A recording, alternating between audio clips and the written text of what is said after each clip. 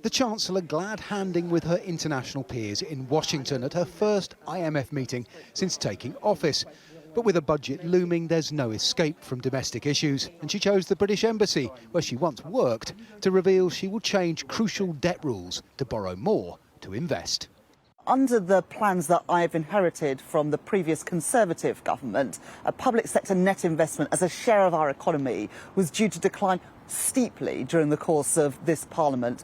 And if we carried on that path, it would be a path of decline.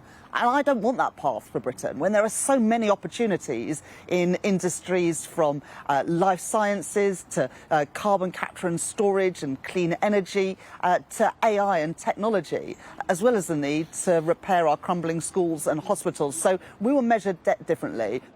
Borrowing to invest has the support of many economists gathered here, but for the UK, with debt levels the IMF already deem risky, there are perils.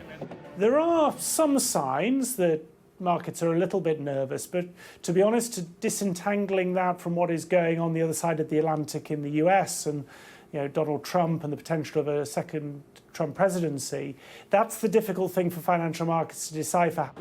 Fiscal rules, in plain English, that means tax and spend, are entirely self-imposed, but they matter because the government uses them to reassure markets that their long-term plans are credible. Now, Rachel Reeves says her first rule, that day-to-day spending on the NHS and other public services is covered by taxes, will do that. But it is only 2 years since Liz Truss's mini-budget crashed Britain's reputation, and markets will now be watching to see if the Chancellor means it when she says she'll take tough decisions.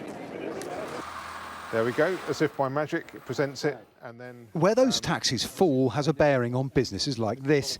IGUS make precision smart plastics for everything from airline seats to robotics, and the long wait for this budget and its likely content has not gone down well. Business does not like uncertainty, and we just don't know at the moment how things are going to pan out over the next couple of weeks. So people are holding back. The Chancellor does not deny there is pain to come.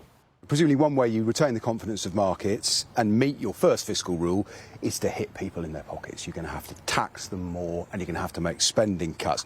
I was clear in the statement I made to the House of Commons in July that there will be difficult decisions in this budget around spending, welfare and taxation. But the precise details I will set out to the House of Commons next week. The worst thing that a Chancellor could do in the budget next week is not put Britain's public finances and Britain's public services on a sustainable path. I'm determined to do that. I will be a responsible Chancellor.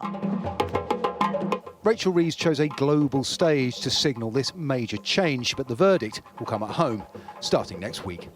Paul Kelso, Sky News in Washington.